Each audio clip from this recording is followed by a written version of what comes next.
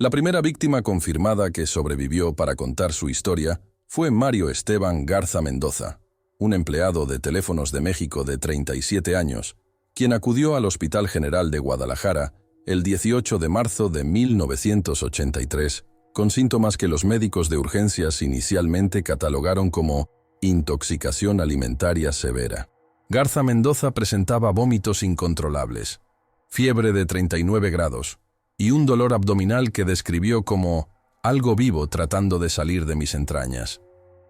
Lo que hizo que su caso pasara de ser una simple estadística en los registros del hospital a convertirse en el inicio de una de las investigaciones más perturbadoras en la historia criminal de Jalisco fue algo que el paciente repitió una y otra vez durante su delirio febril. La carne sabía extraña, sabía a familia.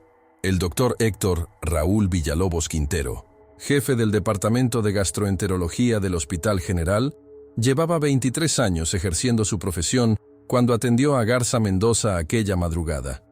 En su declaración posterior ante el Ministerio Público, Villalobos describiría el caso como el más desconcertante de mi carrera médica. El paciente había cenado tlacoyos en un puesto callejero, ubicado en la esquina de Jesús García y Libertad, en la colonia El Retiro, un establecimiento que llevaba operando en ese mismo lugar desde principios de los años 70. El puesto era conocido en todo el vecindario simplemente como los tlacoyos de Doña Genoveva, y hasta ese momento había gozado de una reputación impecable entre los residentes locales.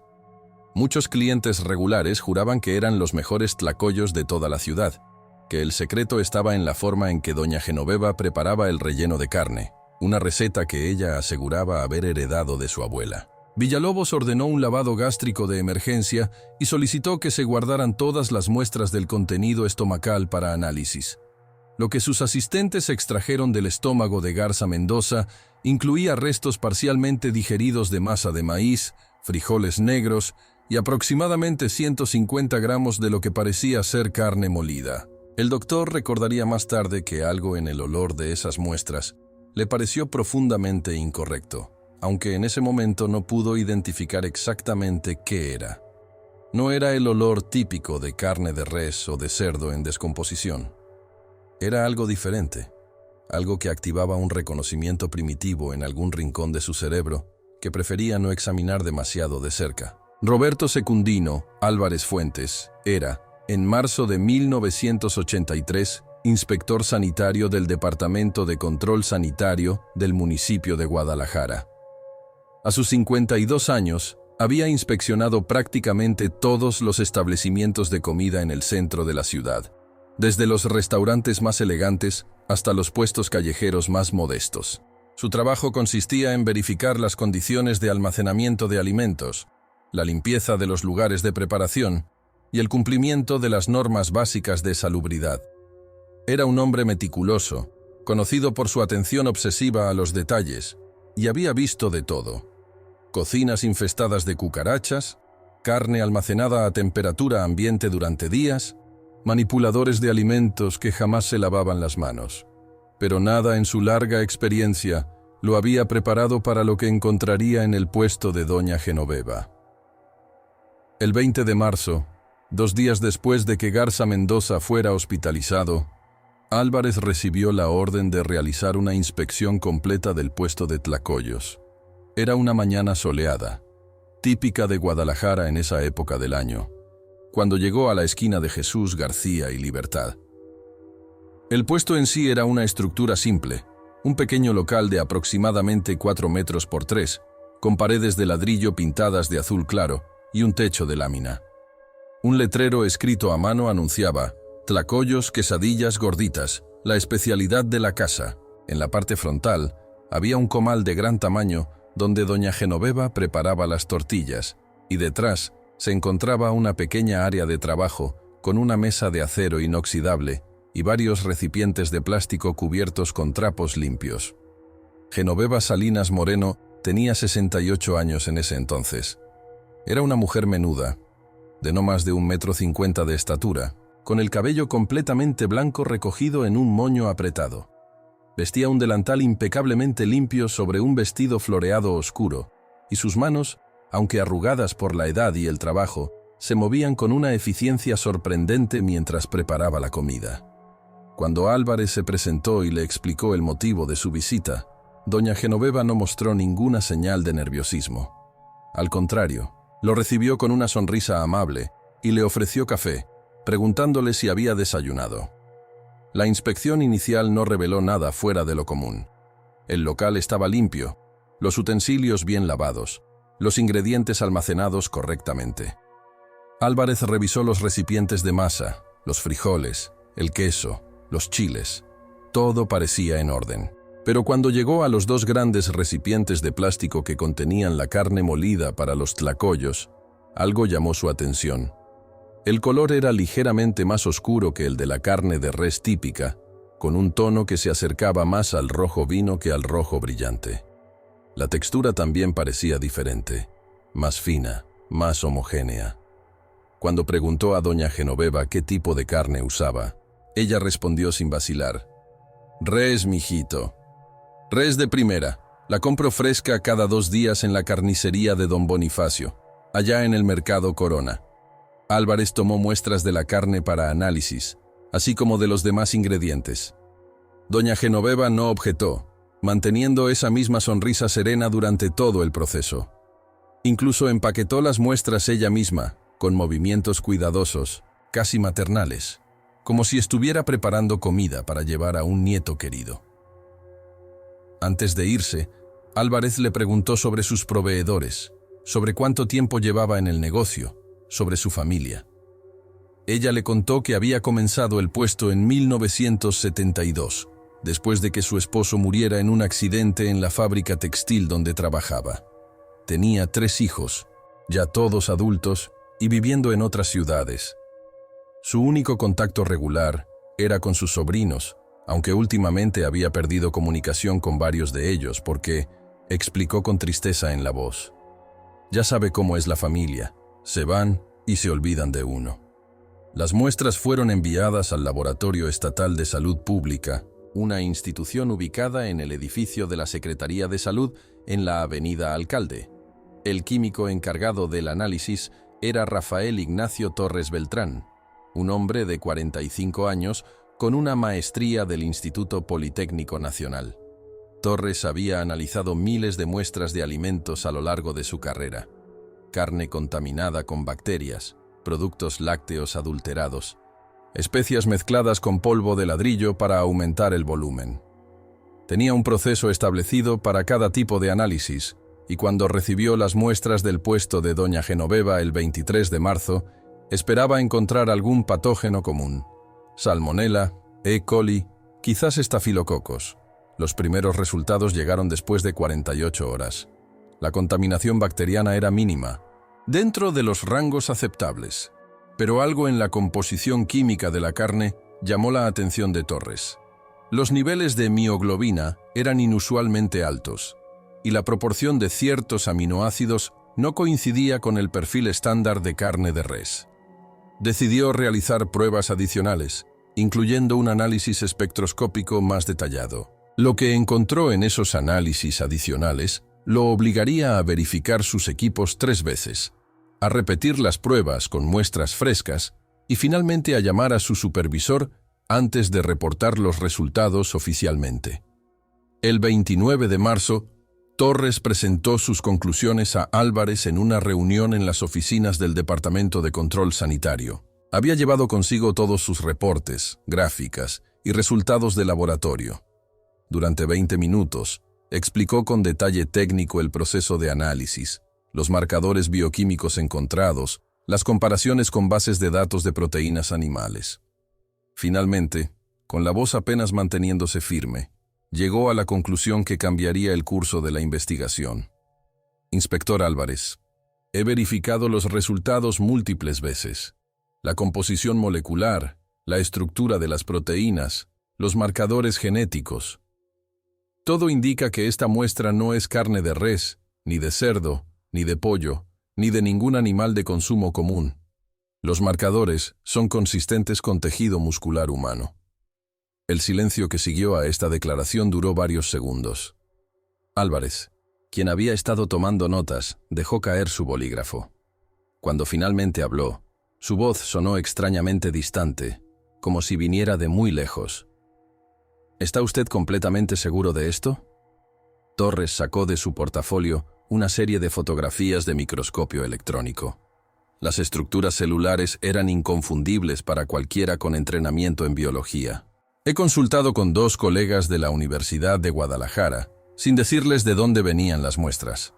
Ambos llegaron a la misma conclusión.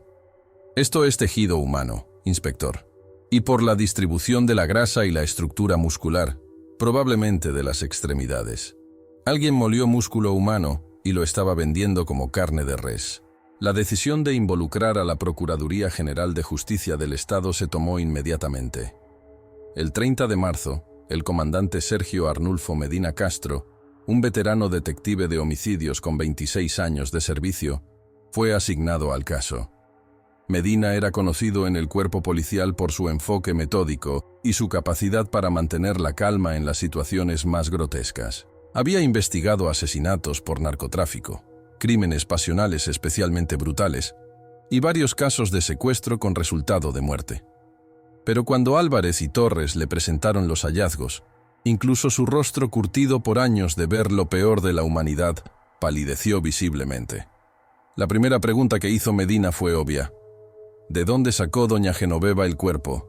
La segunda fue aún más perturbadora. ¿Cuánto tiempo lleva haciendo esto? Si los análisis eran correctos, y no había razón para dudar de ellos, entonces una mujer de 68 años había estado moliendo carne humana y vendiéndola en tlacoyos durante un periodo de tiempo indeterminado. Los clientes habían estado consumiendo esta carne sin saberlo, regresando semana tras semana porque les parecía particularmente sabrosa. La implicación de cuántas personas podrían haber ingerido tejido humano en los últimos años era algo que ninguno de los presentes en esa reunión quería calcular. Medina decidió que necesitaban más información antes de arrestar a doña Genoveva. Un arresto prematuro podría destruir cualquier evidencia que aún no hubieran descubierto. En cambio, ordenó vigilancia 24 horas del puesto y de la residencia de la sospechosa. También solicitó registros de personas desaparecidas en Guadalajara y municipios aledaños de los últimos 15 años. El detective intuitivamente sabía que esto era más grande que un solo cuerpo. Nadie opera un puesto de comida durante más de una década con un solo cadáver como fuente. Tenía que haber más víctimas. Doña Genoveva vivía sola en una casa pequeña en la colonia Oblatos, a aproximadamente 3 kilómetros de su puesto. Era una vivienda modesta de una sola planta, con fachada de ladrillo visto y una puerta de madera pintada de verde. Los agentes que vigilaban el lugar reportaron actividad normal. La mujer salía cada mañana a las 5. Caminaba hasta una parada de autobús y llegaba a su puesto alrededor de las 6. Preparaba comida hasta las 3 de la tarde, limpiaba su área de trabajo meticulosamente y regresaba a su casa alrededor de las 4:30. No recibía visitas. No hacía llamadas telefónicas desde el teléfono público de la esquina. Su vida parecía girar completamente alrededor de su trabajo. El 2 de abril, Medina decidió que era momento de interrogar a don Bonifacio Reyes Sánchez, el carnicero del Mercado Corona que supuestamente le vendía la carne a doña Genoveva.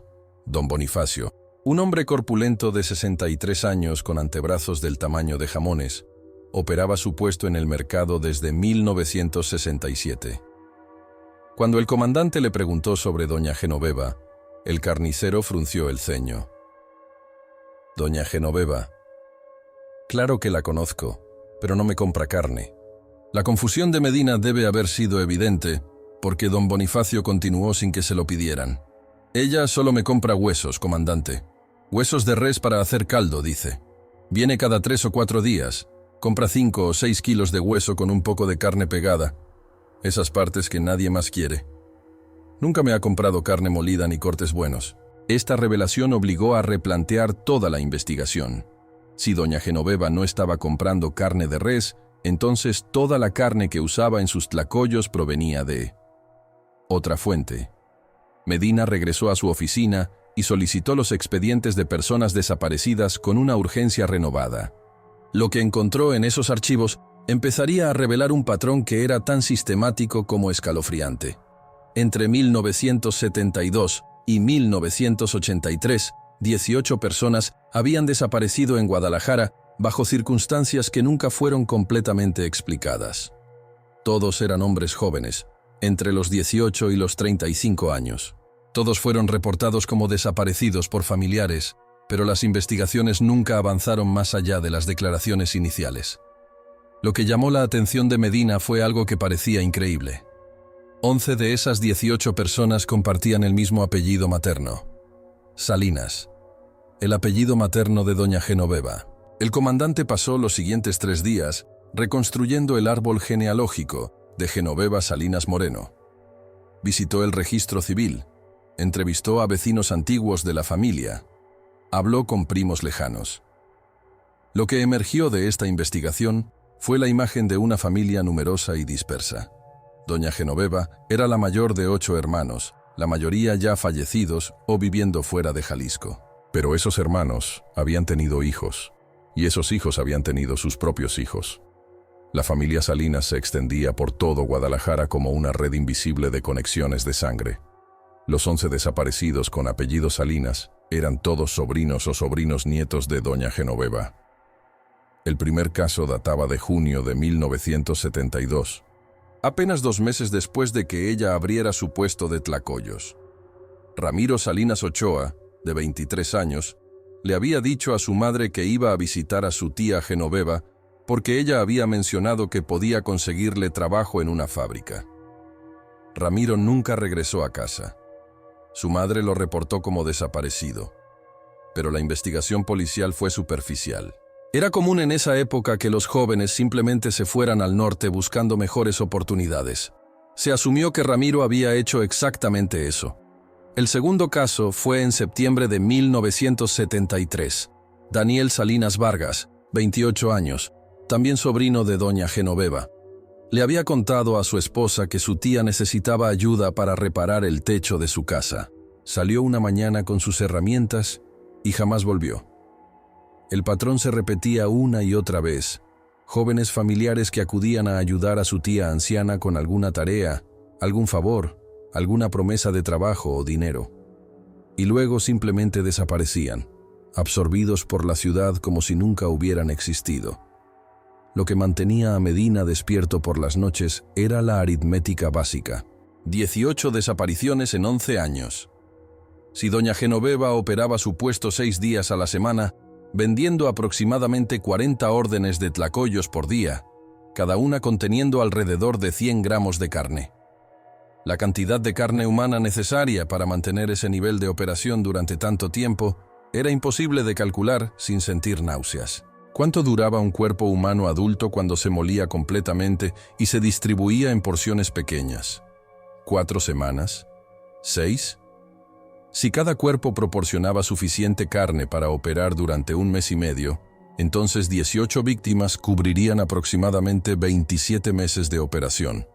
Pero ella había estado funcionando durante 11 años, lo cual significaba que tenía que haber más víctimas, muchas más, que aún no habían sido identificadas o reportadas como desaparecidas. El 8 de abril, Medina presentó sus hallazgos al Procurador General de Justicia. La decisión fue unánime. Era momento de obtener una orden de cateo para la casa de doña Genoveva y su puesto de comida. La orden fue expedida ese mismo día por un juez que, después de leer el expediente, exigió que todo el procedimiento se documentara meticulosamente. Si esto es lo que parece ser, les dijo a los detectives, va a ser el caso más importante de sus carreras. No podemos permitir errores procesales. El operativo fue programado para la madrugada del 10 de abril, un domingo, cuando el puesto estaría cerrado. Medina reunió un equipo de 12 agentes, 2 técnicos forenses, un fotógrafo oficial y un médico legista. A las 4:30 de la mañana, rodearon la casa de doña Genoveva en la colonia Oblatos. La luz tenue del amanecer apenas empezaba a iluminar las calles cuando tocaron a la puerta. Doña Genoveva abrió después del tercer toque, vestida con una bata de casa floreada, el cabello suelto por primera vez desde que Álvarez la había conocido. Sus ojos mostraron sorpresa genuina al ver a tantos uniformados en su porche. «Comandante, ¿qué sucede? ¿Pasó algo malo?» Medina le mostró la orden de cateo. Doña Genoveva la leyó despacio, moviendo los labios mientras procesaba las palabras legales. Cuando terminó, simplemente asintió y se hizo a un lado.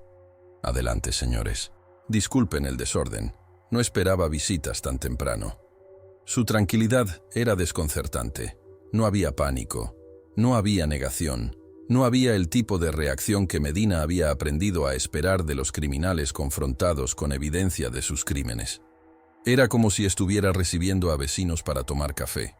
La casa era pequeña, pero impecablemente ordenada. La sala contenía un sofá viejo pero limpio, una televisión de los años 70, estantes con fotografías familiares. La cocina estaba tan limpia como su puesto de comida. Platos lavados y guardados, el piso recién trapeado, ollas colgando de ganchos en la pared. 2 dormitorios, uno claramente desocupado, usado solo para almacenaje. Un baño pequeño con azulejos blancos que brillaban bajo la luz fluorescente. Todo parecía absolutamente normal. El hogar de una anciana solitaria que mantenía su espacio con orgullo y dignidad. Pero lo que encontraron en el patio trasero cambiaría todo. La casa tenía un pequeño patio de aproximadamente 8 metros por 6, rodeado por un muro de ladrillo de 2 metros de altura. La mayor parte del espacio estaba ocupado por macetas con hierbas y plantas ornamentales. Pero en la esquina más alejada de la casa, había una estructura de concreto que parecía ser un antiguo lavadero exterior, del tipo común en casas construidas en los años 50. El lavadero estaba cubierto por una lámina de metal oxidada. Cuando los agentes levantaron esa lámina, el olor que emergió hizo que 3 de ellos retrocedieran inmediatamente. No era el hedor de la muerte, no exactamente. Era algo peor. El olor de la muerte mezclado con cal, con productos químicos de limpieza, con algo dulzón y nauseabundo que ninguno de ellos podría describir adecuadamente en sus reportes posteriores. Dentro del lavadero había herramientas. Un hacha grande con el mango manchado de sustancias oscuras, 2 machetes de carnicero, afilados hasta un borde que podría cortar papel, 2 sierras de diferentes tamaños, el tipo usado para cortar hueso, una tabla de madera gruesa marcada con innumerables cortes profundos, la superficie teñida de un color marrón rojizo que era inconfundible incluso después de múltiples limpiezas, y en cubetas de plástico apiladas en una esquina, sumergidos en una solución que más tarde sería identificada como una mezcla de agua, cloro y cal, había restos. Pedazos de algo que una vez había sido humano. El médico legista, el doctor Ernesto Villagrán Ruiz, un veterano de 58 años que había realizado autopsias de más de 2000 cuerpos a lo largo de su carrera, se puso de rodillas junto al lavadero y examinó el contenido de las cubetas sin tocar nada. Su rostro, normalmente impasible incluso ante las escenas más horribles, se contrajo en una mueca de repulsión. «Necesito que fotografíen todo antes de que movamos algo», dijo con voz tensa.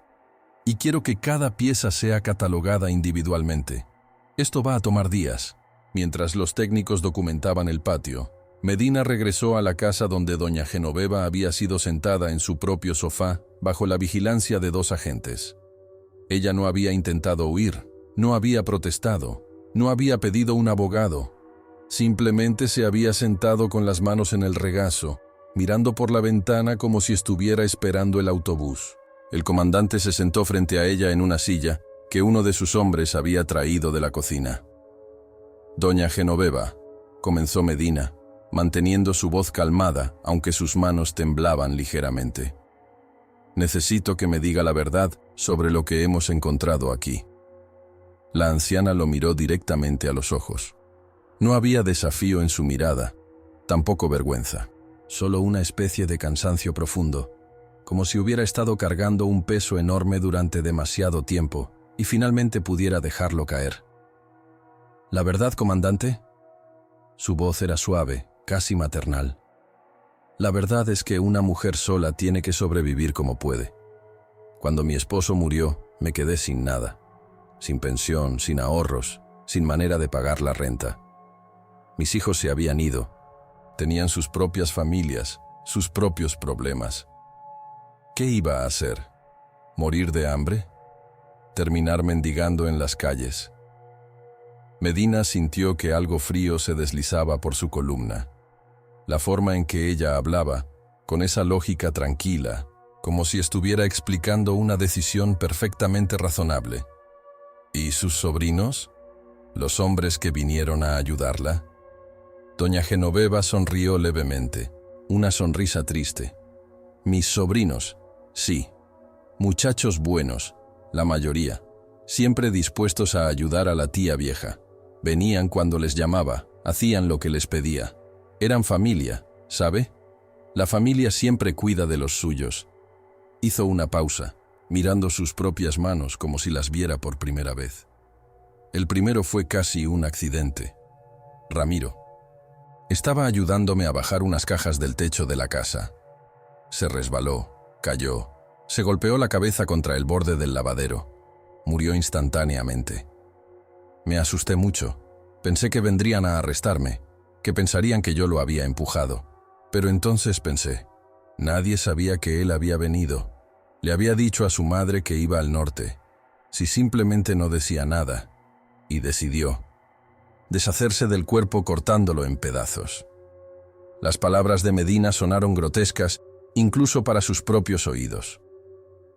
No tenía otra opción, respondió ella con esa misma voz tranquila.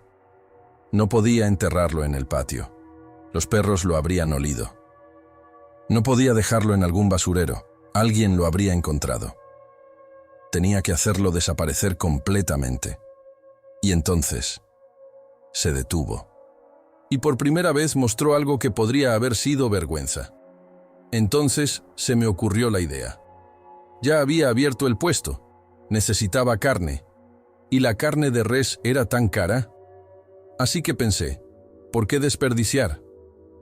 La gente dice que somos lo que comemos, comandante. Y resulta que la gente come muy bien cuando la carne está preparada con cariño. El interrogatorio continuó durante 7 horas. Doña Genoveva confesó todo con una franqueza que era tan perturbadora como los propios crímenes. Después de Ramiro, que efectivamente había sido un accidente, los demás fueron deliberados. Esperaba algunos meses, luego llamaba a otro sobrino con algún pretexto. Necesitaba ayuda para arreglar una tubería, para mover muebles pesados, para cargar sacos de maíz.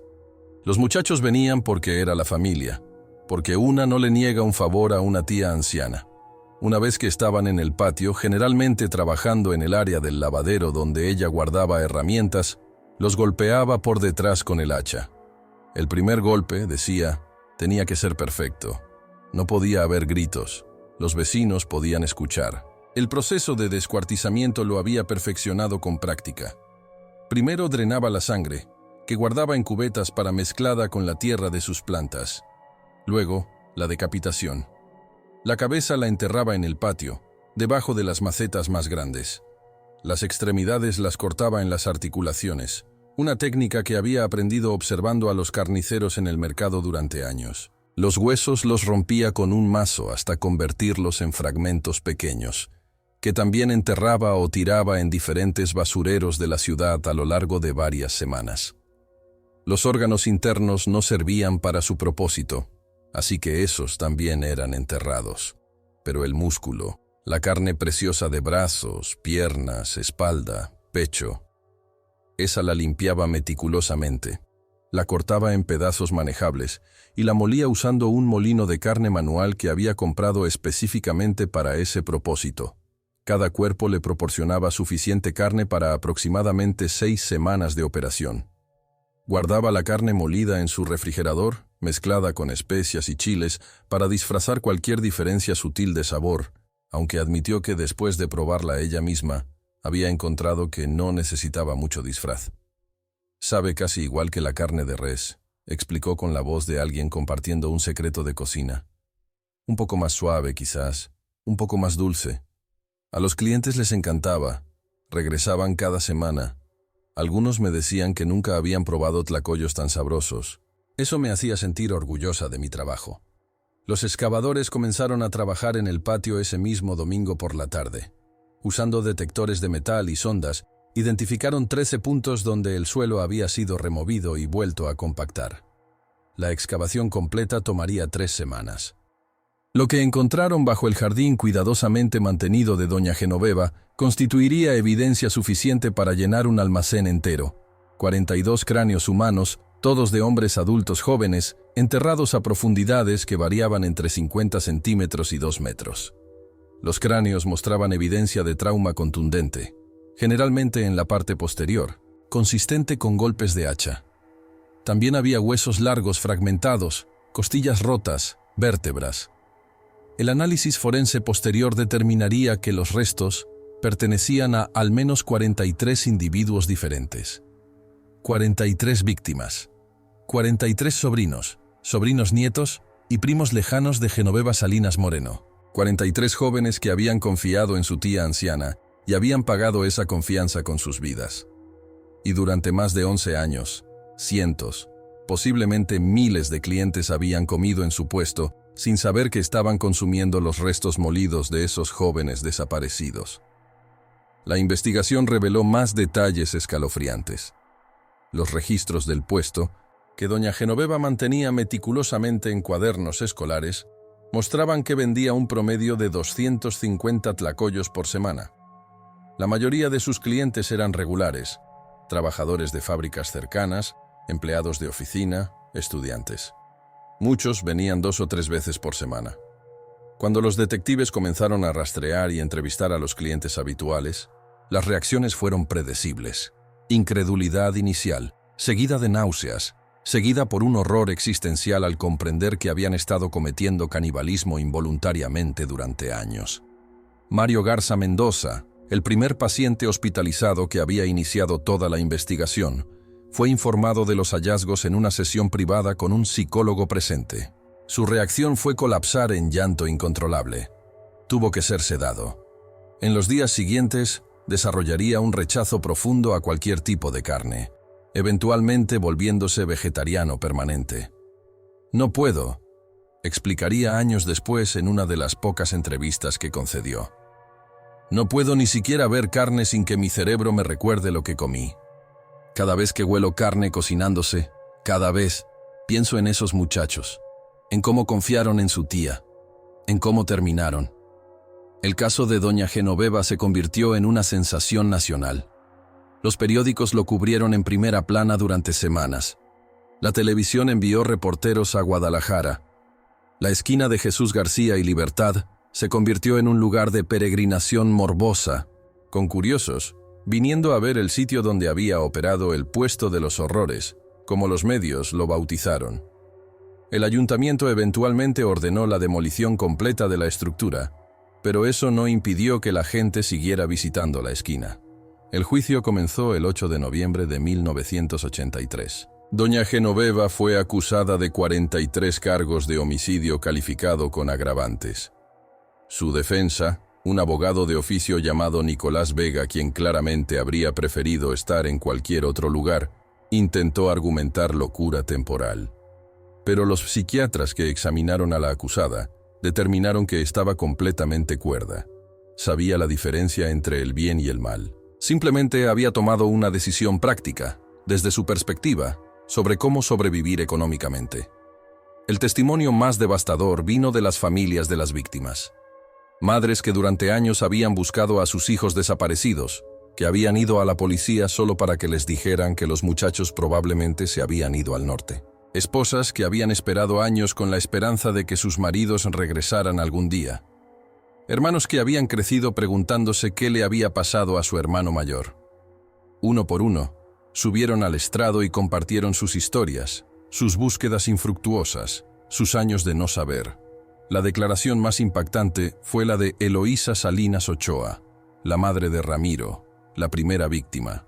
Era una mujer de 65 años, encorvada por la artritis, que caminó despacio hasta el estrado con ayuda de un bastón. Miró directamente a doña Genoveva durante todo su testimonio. «Ramiro era mi único hijo», dijo con voz temblorosa pero firme. «Lo crié sola después de que su padre nos abandonara. Era un buen muchacho, trabajador. Le gustaba ayudar a la familia. Cuando tú», señaló a doña Genoveva con un dedo acusador, «cuando tú me dijiste que no había venido a tu casa ese día, Cuando me juraste que no sabías dónde estaba, te creí, porque eras mi hermana, porque la familia no miente. Pasé 11 años buscándolo, 11 años rezando por él, y todo ese tiempo, tú. La voz se le quebró. Todo ese tiempo tú sabías exactamente dónde estaba. Estaba en tu patio, y luego en los estómagos de tus clientes. Doña Genoveva no mostró emoción durante ninguno de estos testimonios. Se sentaba en el banquillo de los acusados con la misma expresión serena que había tenido durante su arresto, durante los interrogatorios, durante las excavaciones. Solo una vez mostró algo parecido a una reacción emocional. Y fue cuando el fiscal presentó fotografías de sus víctimas vivas, imágenes de antes de sus desapariciones, jóvenes sonrientes, en fiestas familiares, en bodas, en bautizos, muchachos con toda la vida por delante. Cuando esas fotos fueron proyectadas en una pantalla grande para que toda la sala pudiera verlas, doña Genoveva bajó la mirada por primera vez. Pero no lloró, no pidió perdón, simplemente miró sus manos. Esas manos que habían preparado comida para cientos de personas. Esas manos que habían sostenido un hacha 43 veces. El veredicto fue unánime, culpable de todos los cargos. La sentencia, 43 condenas de 50 años cada una, a cumplirse consecutivamente. Era una sentencia simbólica, por supuesto. Doña Genoveva tenía 68 años. Moriría en prisión mucho antes de que siquiera una fracción de su condena fuera cumplida. Pero antes de ser llevada de vuelta a su celda, después de la lectura de la sentencia, se le permitió hacer una declaración final. El juez, quizás motivado por la curiosidad morbosa de entender la mente de alguien capaz de tales actos, le concedió 5 minutos. Doña Genoveva se puso de pie despacio, sus movimientos impedidos por los grilletes en sus tobillos. Miró alrededor de la sala llena, a las familias de sus víctimas, a los periodistas con sus grabadoras, a los curiosos que habían hecho fila durante horas para conseguir un asiento. Y finalmente habló. «Sé que lo que hice está mal», comenzó, con la misma voz suave que había usado para venderles tlacoyos a sus clientes. «Sé que merezco este castigo, pero quiero que entiendan algo. No lo hice por maldad, no lo hice porque odiara a mi familia. Lo hice porque no tenía elección. La sociedad no protege a las mujeres viejas. Nos hace invisibles. Nos deja morir de hambre en silencio. Yo solo hice lo que tenía que hacer para sobrevivir. Y si ser honesta, mis sobrinos me alimentaron cuando estaban vivos, no. Me dieron dinero a veces, me ayudaron con trabajos. En cierto modo, siguieron alimentándome después. Solo que de una manera diferente». La sala estalló en gritos de indignación. El juez tuvo que golpear su martillo repetidamente para restaurar el orden. Pero doña Genoveva no había terminado. Esperó a que el silencio volviera y luego agregó, con lo que podría haber sido una sonrisa. «Y para todos los que comieron en mi puesto durante estos años, les digo esto. La comida fue hecha con amor.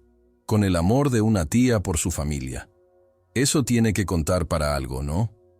Fue escoltada fuera de la sala entre abucheos y llanto. Algunas personas trataron de escupirle. Los guardias tuvieron que formar un cordón protector alrededor de ella para evitar que la muchedumbre la linchara allí mismo en el juzgado. Genoveva Salinas Moreno pasó los últimos 5 años de su vida en el Centro de Readaptación Social Femenil de Guadalajara. Los reportes de las guardias indican que se comportaba como una presa modelo. Nunca causó problemas. Siempre obedecía las reglas. Incluso ofreció enseñar a otras presas a cocinar. Esta última oferta fue rechazada firmemente por la dirección de la prisión. Se ganó el apodo de «la cocinera» entre las otras reclusas, aunque ninguna quería estar cerca de ella. Incluso en un ambiente lleno de asesinas, narcotraficantes y criminales violentas, doña Genoveva era considerada algo aparte, algo incomprensible. Murió el 3 de febrero de 1988, de un infarto masivo mientras dormía. Tenía 73 años. No tuvo funeral. Sus 3 hijos se negaron a reclamar el cuerpo, avergonzados más allá de las palabras por lo que su madre había hecho. Eventualmente fue enterrada en una tumba sin nombre en el cementerio municipal de Guadalajara, en una sección reservada para indigentes y criminales que nadie reclamaba. No hay lápida, no hay marcador. Solo un número, 4987. 37 años después de su muerte, la esquina de Jesús García y Libertad sigue siendo un lugar extraño en Guadalajara. Después de la demolición del puesto, el terreno permaneció vacío durante años. Nadie quería construir allí. Nadie quería siquiera caminar por esa esquina.